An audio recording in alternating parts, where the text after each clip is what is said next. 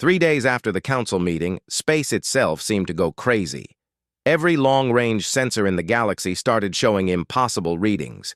Energy signatures so huge that most alien technicians thought their equipment was broken. Commander Kim Tae-young floated in the command chair of his stealth ship, the Shadow's Whisper. His ship was completely invisible to all known sensors. Even he did not know exactly how the stealth technology worked. The scientists back on Earth had given him the ship and told him to use it for watching enemies. Through his view screen, he could see the Zephyron invasion fleet approaching the human colony of New Busan. 200 massive warships moved through space like a metal storm cloud. Each Zephyron dreadnought was over 2 kilometers long and carried enough weapons to destroy a city in seconds. "Sir," said his sensor officer, Lieutenant Yu Jin-A, "the Zephyron fleet is even bigger than we expected. They brought everything they have." Kim Tae-young nodded. The Zephyron were not taking any chances. They wanted to make an example of New Busan that would scare all the other human colonies into surrendering without a fight. The Zephyron were a cruel species that looked like a cross between sharks and spiders. They had taken over dozens of worlds in the past century using fear and overwhelming force. Their ships were painted black with red markings that looked like blood. Admiral Vexithor commanded the fleet from his flagship, the Blood Tide. His ship was the largest in the Zephyron Navy, armed with planet-killer weapons. Vexithor was known throughout the galaxy for his cruelty. He enjoyed destroying colonies and watching the survivors beg for mercy. The communication channel crackled to life. Vexithor's ugly voice filled the space around New Busan. "Humans of New Busan," he said. "This is Admiral Vexithor of the Zephyron Empire. You have exactly 10 minutes to surrender your colony and all resources. Anyone who tries to resist will be killed slowly. Your Galactic Council has abandoned you. No one is coming to help." On the surface of New Busan, Governor Choi Min-ji stood in the emergency command center. She was a small woman with kind eyes, but her voice was steady and strong. The colony had 3 million people depending on her decisions. "Admiral Vexithor," she replied. "This is Governor Choi Min-ji of New Busan. We have received your demands. Our answer is negative. We will not surrender." Vexithor's laughter sounded like metal being crushed. "Foolish human female! Do you see my fleet? 200 ships of war. What do you have to defend your pathetic colony? A few orbital platforms and some mining ships?" Governor Choi looked at her military advisor, Colonel Han Dong-min. He nodded once and spoke into his communicator. "All stations, this is Colonel Han. Execute Order 66. I repeat, execute Order 66. "Governor," Vexithor continued, "I will give you one more chance. Surrender now, and I will kill only half your people. Refuse again, and I will make your death last for days." Choi Min-ji's response was calm and clear. "Admiral Vexithor, we said no. Now please stand by." "Stand by for what?" Vexithor roared. "You have no fleet. Our sensors show nothing but civilian ships running away." That was when space began to tear open. Commander Kim Tae-young watched in amazement as reality itself seemed to split apart. Massive rifts opened in the empty space around New Busan. These were not normal hyperspace exits. They were something completely different, something that should not have been possible. From these rifts came ships that made the Zephyron fleet look like toys. The first ship to emerge was the indomitable Earth, Admiral Park Ji-woo's flagship. It was 12 kilometers long and 3 kilometers wide. Its hull was dark metal that seemed to absorb light. Strange energy patterns flowed across its surface like living lightning. Behind it came dozens more ships, each one larger than anything the galaxy had ever seen. They moved with impossible grace for their size, sliding into formation like dancers. Lieutenant Yu Jin-A stared at her sensor readings. "Sir, these energy readings are crazy. The lead ship alone is putting out more power than a small star. How is that possible?" Kim Tae-young had no answer. He had known that Earth was planning something big, but this was beyond his wildest dreams. On the Blood Tide, Vex Thor's bridge crew was in panic. Their sensors were screaming warnings about the massive energy signatures that had just appeared. The Zephyron had never seen anything like these ships. "What are those things?" Vex Thor demanded. His voice had lost its confident tone. His tactical officer, a young Zephyron named Crixtall, was trying to make sense of the readings. "Admiral, I don't understand these numbers. The largest human ship is reading as having more firepower than our entire fleet combined. That cannot be right." "Of course it's not right," Vex Thor snapped. "Humans are primitive. They have weak technology. There must be an error in our sensors." But more ships kept coming through the rifts. Destroyers that were larger than Zephyron cruisers. Cruisers that dwarfed Zephyron battleships. And battleships that were so large they created their own gravity fields. The human fleet spread out around the Zephyron forces in a perfect sphere formation. They moved with coordination that seemed impossible for ships so large. It was like watching a deadly dance performed by metal giants. Admiral Park Ji-woo's voice filled all communication channels in the system. It reached every ship, every station, and every person within light years. "This is Admiral Park Ji-woo of the Human Defense Force," she said. Her voice was calm but carried absolute authority. "Zephyron fleet, you are surrounded and outgunned.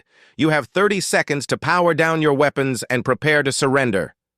Vex Thor could not believe what he was hearing. "Impossible. Where? Did these ships come from? Our intelligence said humans only had small patrol craft?" 20 seconds, Admiral Park continued. Chief Engineer Yoon Subin worked frantically at her station aboard the indomitable Earth. The engineering section was enormous, with power cores that defied every law of physics she had learned in school.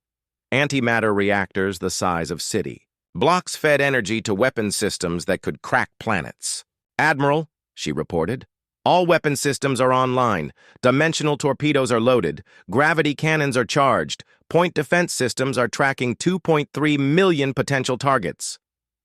10 seconds, Admiral Park announced. Vex Thor looked around his bridge at his terrified crew.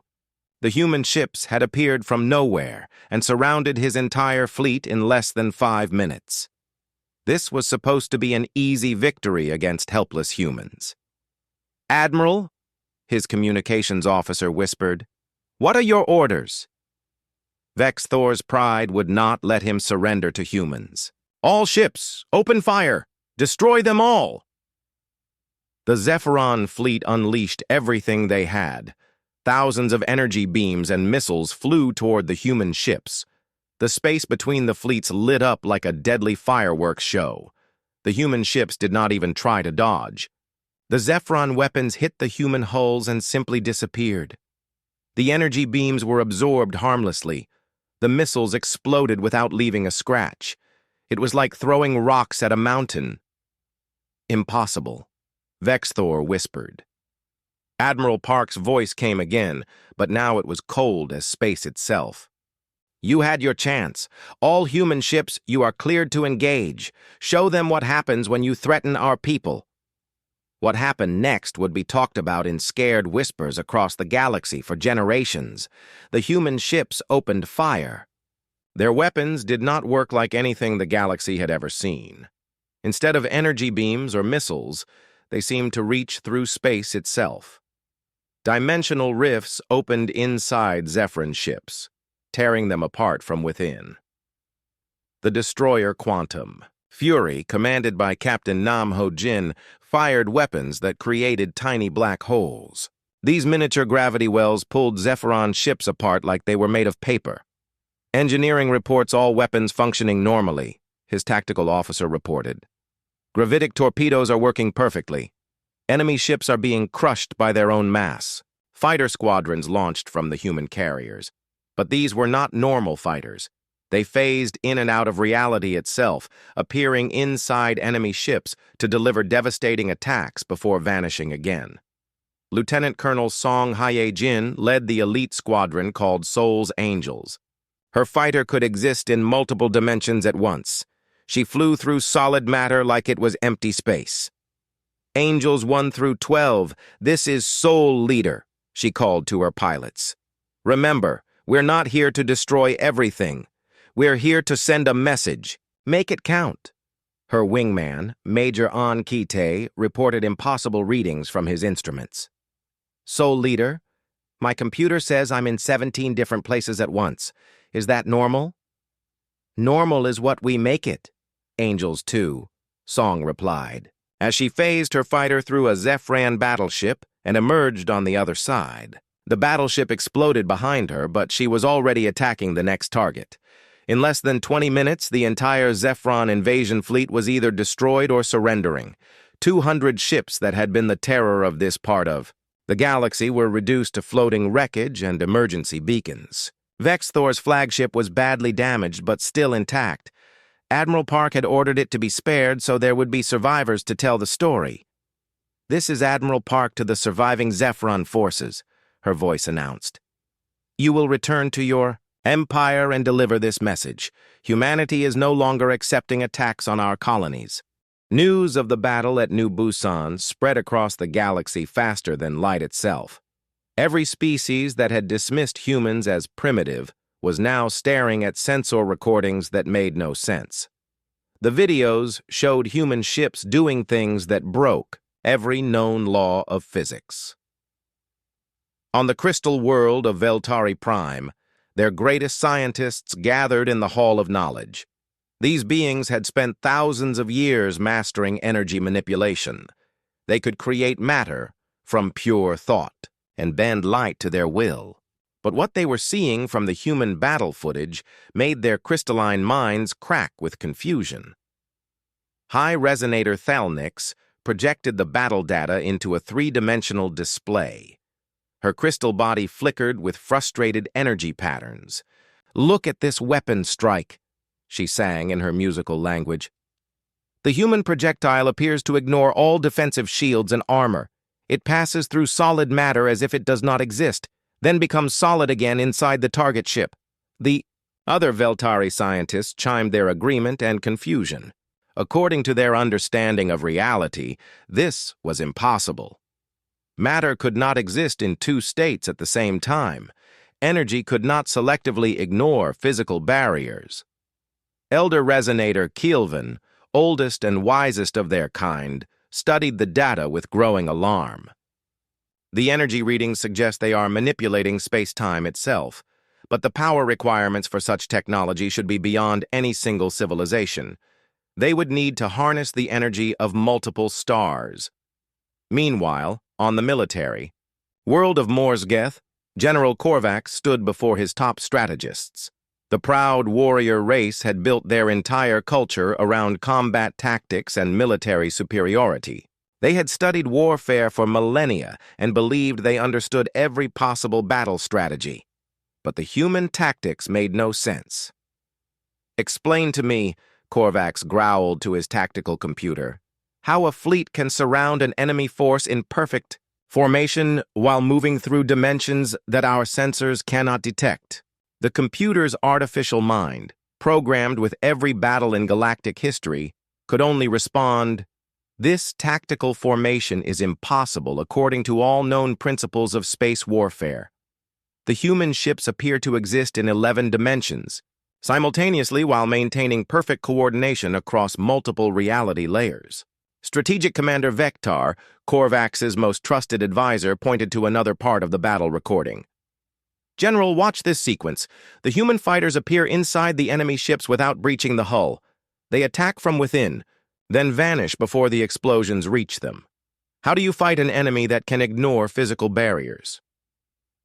Back on Nexus Prime, the Galactic Council was meeting in emergency session. The 12 species that ruled the galaxy were facing their first major crisis in centuries. Everything they thought they knew about power and technology had just been proven wrong. Thexful of the Krexmar stood at the center podium, his insect-like face showing confusion and fear. 3 days ago, we dismissed the humans as primitive. Now they have demonstrated military capabilities that surpass our combined fleets. How did we miss this? The Akmari representative, known for her species' intelligence, was studying data streams from hundreds of sources. Our analysis shows that human technology operates on principles we do not understand. They appear to have solved problems in physics that we did not even know existed. Dr. Lim Yeon-soo, humanities chief scientist, had been invited to address the council via holographic transmission. She appeared as a small figure in the center of the Great Hall, surrounded by towering alien forms. Her simple lab coat and calm demeanor contrasted sharply with the panic around her. Honored Council. Members, she began in perfect galactic standard. You seem confused by our recent demonstration. Perhaps I can clarify some things for you. Thexival leaned forward, his compound eyes glowing with intensity. Dr. Lim, your species was supposed to be centuries behind our technology. How did you develop weapons that ignore our best defenses? Dr. Lim smiled politely. We took a different approach to the problem. While your species focused on improving existing technology, we decided to question the basic assumptions about how reality works. The crystal beings chimed in confusion. Hi. Resonator Thalnik sang her question, but the laws of physics are absolute. Matter cannot pass through matter. Energy cannot be created from nothing. These are fundamental truths. Are they? Dr. Lim asked. We discovered that what you call laws are really more like suggestions. Reality is much more flexible than most species realize, she gestured, and a new holographic display appeared showing human research facilities. 50 years ago, our scientists learned to harvest energy from the quantum vacuum. What you call empty space is actually full of infinite power, if you know how to access it. The alien scientists made sounds of disbelief. The Nethra representative, a being of living gas, shifted colors rapidly. Impossible! The quantum vacuum contains virtual particles that exist for nanoseconds. You cannot extract usable energy from them. We thought so too, Dr. Lim agreed. Until we stopped thinking of time as a straight line. Once you understand that past, present, and future are just different directions in the same dimension, quantum mechanics becomes much easier to work with. General Korvax slammed his clawed hand on his desk. Enough riddles. How do your ships travel through solid matter? Dr. Lim's smile grew wider. They don't travel through matter, General. They convince matter that they don't exist. It's all about probability waves and observer effects. If a ship exists in a superposition of states, it can choose which state to collapse into when observed. The room erupted in confused sounds from a dozen different species. What the human was describing sounded like magic, not science. Elder Kylvin of the Veltari sang a complex harmony that translated as deep concern. Human scientist, what you describe would require computational power beyond anything possible. The calculations alone would take our best computers millions of years. That's because you're still thinking in binary, Dr. Lim explained patiently. Our quantum computers don't calculate possibilities. They experience all possibilities simultaneously and choose the outcome they prefer. When you're working with infinite parallel universes, you have infinite processing power. On the war-torn borders of Zephyron space, the survivors of Vex Thor's fleet were trying to make sense of their defeat. The few ships that had escaped were broadcasting warnings throughout their empire, but even their own people didn't believe the reports. Admiral Vex Thor himself was being treated for shock in a medical facility. He kept repeating the same words. They reached through space itself. Our shields meant nothing. Our armor was like paper. How do you fight gods? His tactical officer, Krixtal, was reviewing the battle data for the 100th time. Every analysis came to the same impossible conclusion. Admiral, the human weapons appear to fire projectiles that exist in multiple dimensions. They hit us from directions that don't exist in normal space. The medical technician, a younger Zephyron named Vixral, looked up from her instruments. Sir, there's something else. Our long-range sensors are detecting massive energy signatures all across human space. Whatever they showed us at New Busan was just a small part of their real fleet.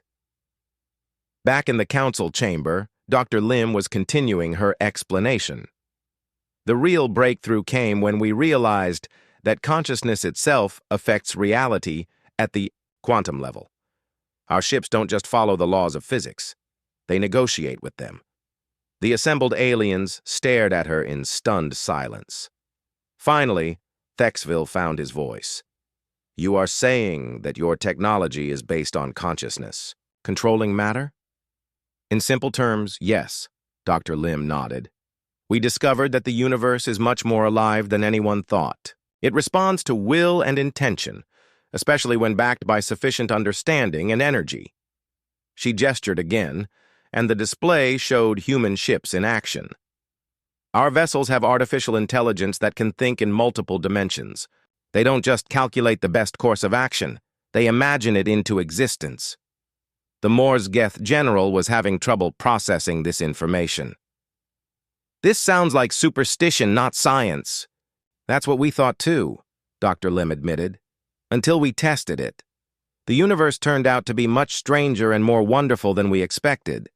We learned that the difference between science and magic is just a matter of understanding. Council. Leader Thexville was beginning to understand the true scope of what humanity had achieved. Dr. Lim, how long have your people been developing this technology? About 200 years, she replied casually. We started with basic quantum experiments and worked our way up. The breakthrough came when we stopped trying to force reality to behave and started asking it nicely. The alien leaders looked at each other with growing fear. A species they had dismissed as primitive had been quietly rewriting the fundamental rules of existence while they argued about territory and trade routes. There is one more thing you should know, Dr. Lim continued. The fleet you saw at New Busan represents less than 1% of our current military capability. We have been building and preparing for a very long time. Her image flickered as the transmission prepared to end. We tried to solve our problems through diplomacy first. We came to you asking for help against the Zephyron. You told us we were weak and unworthy of protection. The galaxy had barely recovered from the shock of New Busan when the real revelations began. What the alien species had witnessed was not humanity's full strength. It was just the tip of an iceberg that stretched across known space. Fleet Admiral Kang Dong-woo stood on the command deck of the massive space station hidden in the Kepler 442 system. For 30 years, this facility had been listed in galactic databases as an abandoned mining operation. The other species had never bothered to look closer. If they had, they would have discovered the largest shipyard in galactic history. Begin. Decloak sequence, Kang ordered.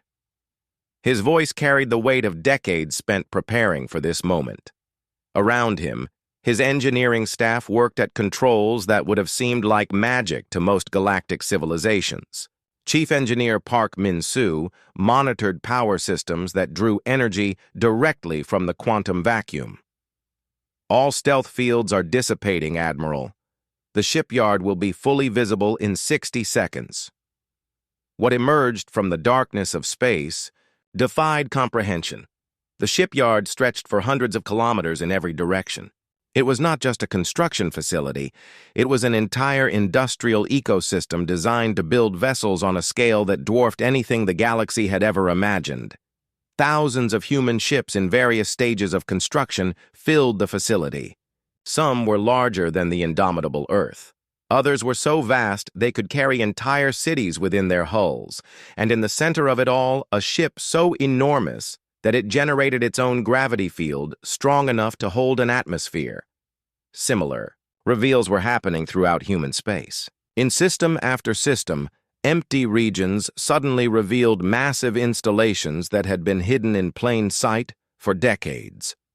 Captain Bae Soo-jin commanded the science vessel Curiosity's Price, currently stationed near what the galactic charts called Resource Station Alpha 7 in the Ross 128 system.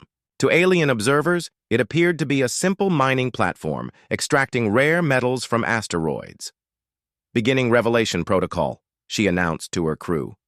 "Let's show our neighbors what we've really been doing out here." The mining platform began to unfold like a massive flower. What had appeared to be a small facility revealed itself as a research complex that spanned entire asteroid fields. Laboratories that had been studying alien technology for decades emerged from stealth fields. Testing facilities where human scientists had been perfecting impossible technologies became visible to galactic sensors for the first time. But the most shocking revelation was happening on worlds throughout the galaxy that were supposedly alien territory. Ambassador Li Sang-min stood in the central plaza of Veltari Prime's capital city. To the crystal beings around him, he was just another alien tourist visiting their beautiful world. They had no idea that he was actually the coordinator for one of humanity's most sensitive operations. "All teams, this is Ambassador Li." He spoke quietly into his concealed communicator. "Execute Protocol 7. Full revelation authorized." Across the city, humans who had been living on Veltari Prime for years began revealing their true identities. The quiet shopkeeper who sold energy crystals was actually Dr. Kim Hae-won, a specialist in crystalline physics. The friendly maintenance worker who repaired their light sculptures was engineer Choi Byung-ho, who had been studying Veltari energy manipulation techniques. The tourist photographer taking pictures of their architecture was Captain Oh Sang-hoon, of human intelligence, who had been mapping every defensive installation on the planet for the past 5 years. Similar reveals were happening on every major alien world. Humans who had been dismissed as harmless traders, tourists, and workers were revealing themselves as scientists, engineers, and intelligence operatives who had been studying galactic civilization from within. On the Krexmar military world of Zexthulan, what the insect warriors thought was a small human trade delegation turned out to be a complete analysis team that had mapped every weakness in their planetary defenses. Lieutenant Colonel Yoon Min-ho had been posing as a simple merchant for 3 years. In that time, he had learned everything about Krexmar military tactics, weapon systems, and strategic thinking. "Command, this is Deep Cover Team 7. We have complete tactical analysis of Krexmar military doctrine. Transmitting data now." The Galactic Council was receiving reports from every member world. Their supposedly secure civilizations had been thoroughly studied by humans who had been living among them for years. Every strength, every weakness, every secret had been cataloged and analyzed. On Nexus Prime, Emergency Session 7751 was called to address the growing crisis. The Great Hall was filled with panicked alien representatives trying to understand the scope of humanity's deception. Thexville's compound eyes were dim with shock. "Reports are coming in from every world in the galaxy. Humans have been among us for decades, studying everything we do. How many of them are there?" The Akmari representative's musical voice was strained with stress. "Our preliminary analysis suggests that humans have had covert operations on every major world for at least 20 years. They know more about our civilizations than we know about ourselves." Elder Kylvan of the Veltari was projecting pain frequencies. "The humans in our cities were not refugees or traders. They were researchers studying our technology and culture. They have seen our most sacred energy resonance chambers. They know secrets we have never shared with other species." Captain Bae Soo-jin appeared via hologram to address the panicked council. Her science vessel was now fully revealed, bristling with analysis equipment that had been studying alien technology for decades. "Honored council members," she began calmly, "you seem distressed by our research operations. I assure you we meant no harm. We were simply curious about our galactic neighbors." General Korvax of the Mordsgeth roared his outrage. "Curious? You have been spying on us for decades. You have violated every principle of diplomatic immunity." "Actually," Captain Bay replied with a slight smile, We followed all your laws very carefully. Every human on your worlds was there legally, with proper documentation and permits. We just didn't mention what our real jobs were." The truth was even more overwhelming than the aliens realized. Humanity had not just been studying their technology and tactics. They had been running vast social experiments, testing alien psychology and decision-making patterns. Dr. Jang Mi-kyung, head of the Galactic Psychology Project, appeared on another communication channel. "We have been studying how different species make decisions under stress, how they form alliances, and how they react to new information. The data we have collected is quite fascinating." She gestured to display charts and graphs showing alien behavior patterns.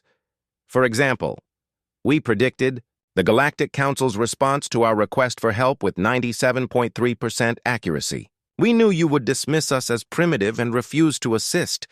This was a necessary part of our research." The alien leaders stared at the data showing their own predicted reactions. Every decision they had made, every word they had spoken, had been anticipated by human social scientists working with impossible computational models. Engineer Han Woo-shik joined the conversation from a revealed research facility. "We have also been studying your technology, of course. Veltari energy manipulation, Krexmar biological engineering, Akmari computational systems. We have learned from all of you." He displayed holographic images of hybrid technologies. "By combining the best ideas from every species and adding our own innovations, we have created systems that surpass anything in the galaxy. Your civilizations have been inadvertent teachers in our graduate school program." The scope of human preparation was staggering. They had not just built a hidden military force, they had created an entire shadow civilization that had been studying and learning from every other species in the galaxy. Admiral Ryu Jae-min commanded the Tactical Analysis Center on the hidden station Oversight Prime.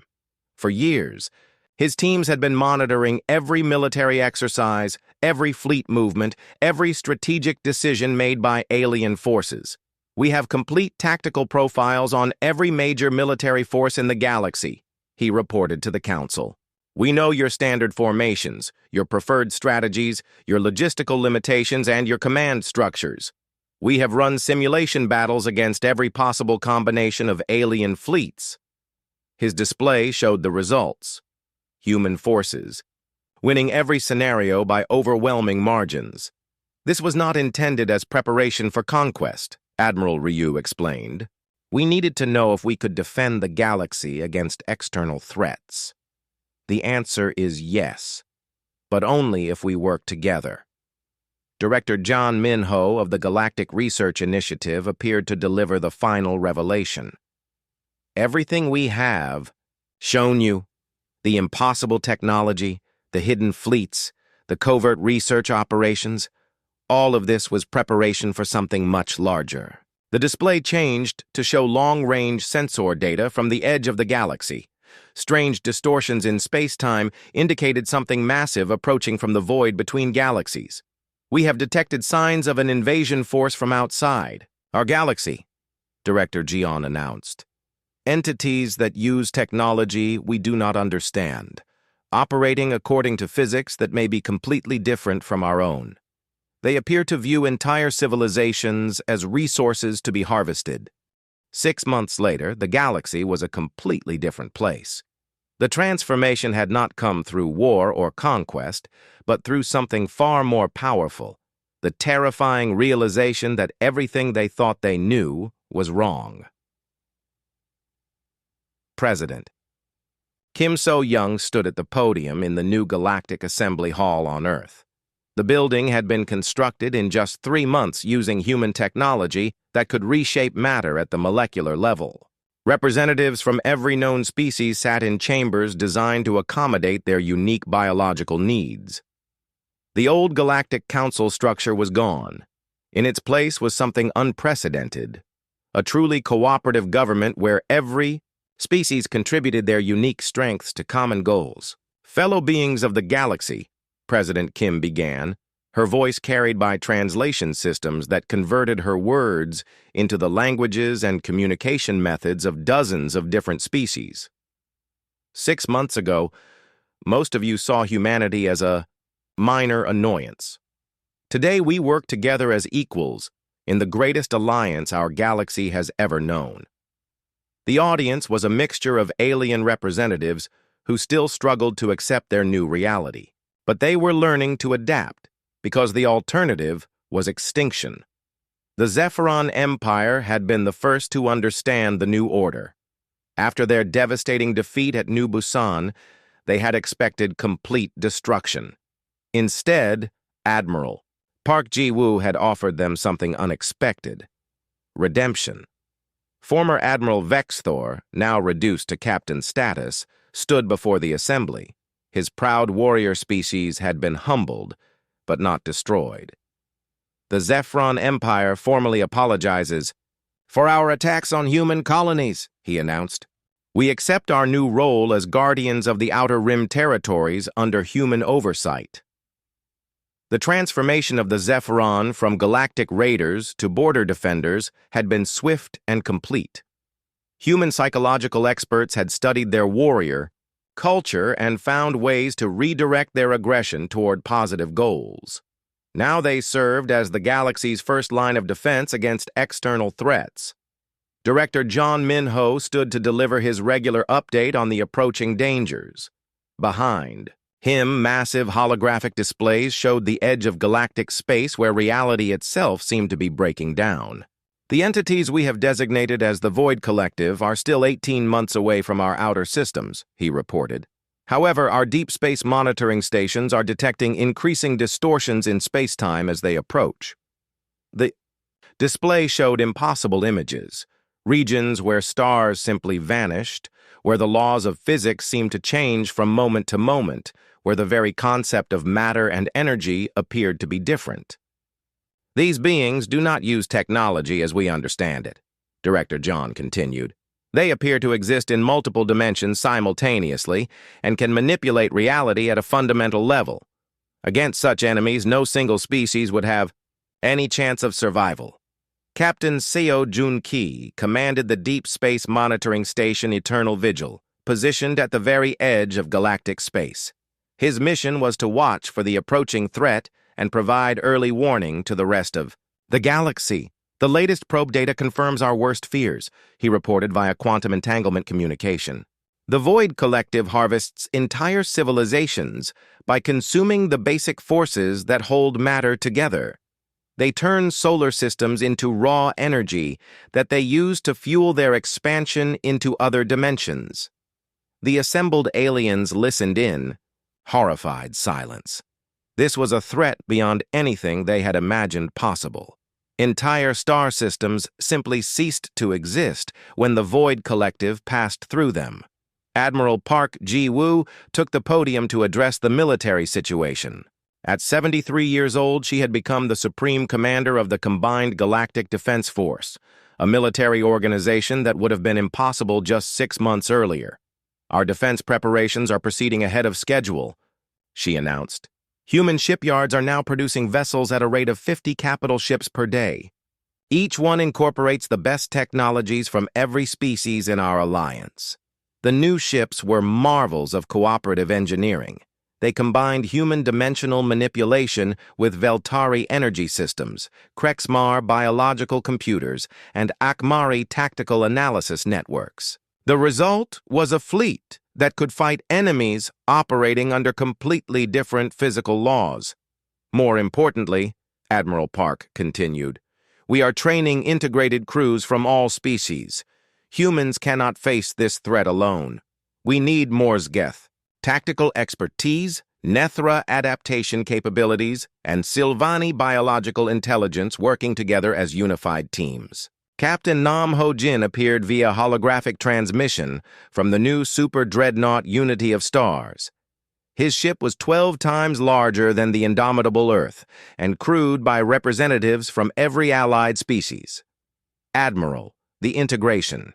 Training is exceeding expectations, he reported. Alien crew members are adapting to our technology faster than we anticipated. The Veltari engineers have improved our energy systems by 30%. The Krexmar tactical officers have identified weaknesses in our formations that we never noticed. But the greatest surprise had come from an unexpected source. The Galactic Council's dismissal of humanity had been based on more than just technological arrogance. It had been based on fear of what they saw as humanity's most dangerous characteristic. Dr. Lim Yon-soo addressed this directly in her presentation to the assembly. Many of you were afraid of us not because we were weak, but because we were different. Human psychology operates according to principles that seem chaotic to species that have achieved stability over thousands of years. She gestured to displays showing human history, a story of constant change, adaptation, and innovation that had puzzled alien observers for decades. What you saw as dangerous unpredictability is actually our greatest strength. Humans excel at finding new solutions to impossible problems, because we never accept that anything is truly impossible. This is exactly what we need to fight enemies that operate outside normal reality. The cooperation between species had produced unexpected breakthroughs. Working together, they had developed technologies that no single civilization could have, created alone. Chief Engineer Yoon Soo-bin demonstrated the latest innovations from the joint research facilities. By combining human dimensional manipulation with Veltari energy resonance, we have created weapons that can affect targets existing in parallel universes. The Void Collective may be multidimensional, but now so are we. The new weapons could strike enemies across dimensional barriers, chase targets through alternate realities, and even prevent entire regions of space from being consumed by reality-altering attacks. Engineer Han Woo-shik showed off another breakthrough. Morsgeth tactical thinking combined with human creative problem-solving has produced battle strategies that adapt in real time to changing physical laws.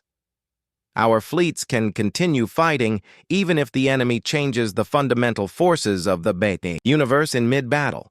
But perhaps the most important development was psychological rather than technological. The galaxy's species were learning to work together in ways that none of them had thought possible.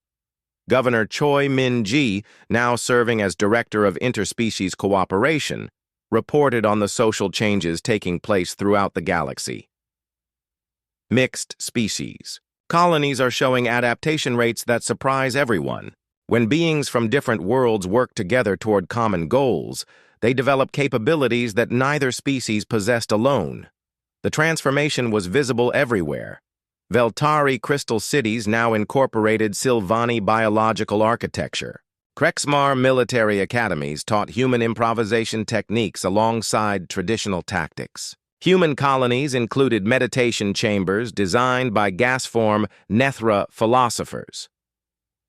As President Kim prepared to conclude the assembly session, she reflected on how completely the galaxy had changed. 6 months ago, you saw us as primitives, who had somehow stumbled onto advanced technology, she said. The truth is more complex. We are primitives, but that has always been our strength. We never learned that some things were supposed to be impossible. She gestured toward the displays, showing the approaching threat. The Void Collective has destroyed thousands of galaxies because they face civilizations that fight according to established rules. They have never encountered a galaxy defended by beings who make up new rules whenever the old ones stop working. Admiral Park stood for the final announcement. All defense preparations will be complete in 14 months. The combined Galactic Defense Force will consist of 50,000 capital ships, 500,000 support vessels, and 15 million fighter craft crewed by integrated teams from every allied species. She paused, looking around the assembly at representatives from civilizations that had once dismissed each other as inferior or irrelevant. The Void Collective expects to find another galaxy full of separate species fighting each other while they harvest our worlds one by one. Instead, they will face something that has never existed before, a truly unified galactic civilization with unlimited creativity and absolute determination to survive. As the assembly session ended, Beings from dozens of worlds filed out together, discussing technical specifications and tactical formations in languages that were rapidly becoming mixed dialects of cooperation. Hyunwoo Kim stood in the center of the great crystal hall. The floor beneath his feet was made of smooth, glowing stone that seemed to pulse with its own light. Above him, the ceiling stretched so high that he could not see where it ended. 12 massive chairs floated in a circle around him, each one holding a being from a different world. He had never felt so alone. The Galactic Council had been meeting for 3 days now, 3 days of listening to charges against his people, 3 days of watching alien faces look down at him with disgust and fear. Hyunwoo wore his best diplomatic uniform, but he felt like a child standing before angry parents. "The human species has shown no ability to follow galactic law," said the Vorthan Prime Minister. Her voice echoed through the hall like thunder. She was tall and thin, with skin that looked like polished metal. Her 4 eyes never blinked as she stared at Hyunwoo. "They expand their territory without permission. They fight wars instead of talking. They refuse to accept the wisdom of older civilizations." Hyunwoo wanted to speak, but the rules said he could only answer direct questions. He looked up at the gallery where other humans sat watching. Bo-Ra Lee was there, her face hard as stone. She had been Earth's top military leader for 20 years. Next to her sat other human officials, all looking worried and angry. The ethereal, collective representative spoke next. Its body was made of shifting light, and its voice sounded like music played backward. "Humans are a virus in the galaxy. They take what they want. They destroy what they cannot understand. They multiply too fast and consume too much." "That's not true," Hyunwoo finally said, his voice shaking with anger. "We have followed every treaty we signed. We have never attacked first. We only defend ourselves when others attack us." The Aquarian delegate made a sound like waves crashing. Its tank of water glowed blue as it spoke. "Defense? You call the Battle of Proxima defense? You destroyed an entire fleet." "They were enslaving the colony world," Hyunwoo replied. "Innocent people were dying. We had to act." "You had to follow proper channels," the Vorthan Prime Minister said. "You should have filed a complaint with the Council.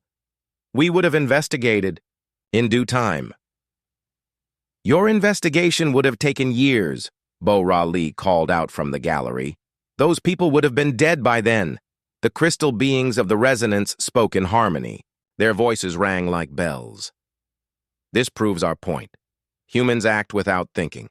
They believe their judgment is better than the collective wisdom of the galaxy." Hyunwoo felt his heart sinking. He had known this day might come, but he had hoped reason would win. The Council had made up their minds before the trial even started. They feared humanity not because humans were evil, but because they were different. On the human ship Endurance, Jun-Ho Park watched the trial through a viewing screen. He was young, only 25, but already one of Earth's best engineers. His hands shook as he listened to the aliens condemn his entire species. Around him, other crew members stood in silence. Some were crying, others looked ready to fight. "They're going to exile us," whispered Su-min, a medical officer standing next to him. "I can see it in their faces." Jun-Ho nodded. He had been afraid of this from the moment the Council called for the trial. The aliens had always looked down on humans. They called human emotions primitive. They said human curiosity was dangerous. They feared that humans might one day challenge their power. Back in the Crystal Hall, the crystalline hive mind spoke in a voice like breaking glass. "The human species has had 50 Earth years to prove they can be civilized. They have failed. They start conflicts. They question authority. They inspire other young species to rebel against the natural order." "The natural order?" Hyunwoo couldn't stay quiet anymore. "You mean the order where you 12 species control everything? Where younger civilizations have no voice? Where you decide who lives and who dies?" The hall fell silent. The floating, Chairs moved closer together, and Hyunwoo could feel the weight of their combined anger pressing down on him. The Vorthon Prime Minister stood up. Her metal skin gleamed in the crystal light. This outburst proves what we have been saying. Humans cannot accept guidance from their betters. They believe they know more than civilizations that have existed for millions of years. Maybe we do know some things, Hyunwoo said quietly. Maybe being young doesn't make us wrong. The council members looked at each other. Some made sounds that might have been laughter. Others showed what looked like disgust. The gaseous collective swirled faster in its containment field. The council has reached its decision, the Prime Minister announced. The human species is declared a Class 5 viral civilization. They are too dangerous to exist alongside peaceful galactic society. Hyunwoo's blood turned to ice. Class 5 was the worst rating possible. It meant complete exile from the galaxy. However, the Prime Minister continued, the Council is not without mercy. We will not destroy the human species. Instead, we will relocate them to a place where they can no longer harm others or themselves. Relocate us where? Hyunwoo demanded. Beyond the galactic rim, she said. In the void between galaxies. Perhaps isolation will teach your species the value of civilization. In the gallery, Bo-Ra Lee stood up. Her face was red with anger. You can't do this! We have rights under galactic law! You have forfeited those rights, the ethereal collective sang. Viral species have no legal standing. Junho watched in horror as the council began to vote.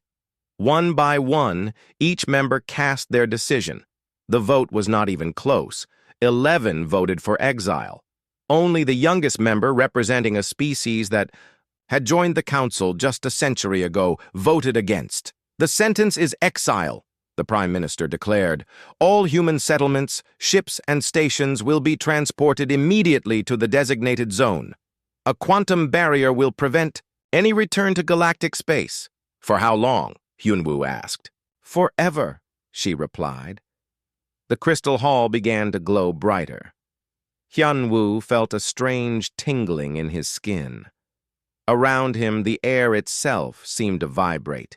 He looked up at the gallery and saw Bo-Ra Lee reaching toward him, her mouth open in a silent scream. Then the world exploded into light. Junho felt the endurance shake around him. Every light on the ship flickered and went out for a moment. When they came back on, the stars outside looked different. The viewing screen showed empty. Space where Earth's sun should have been. Navigation report, Captain Mi-young called out.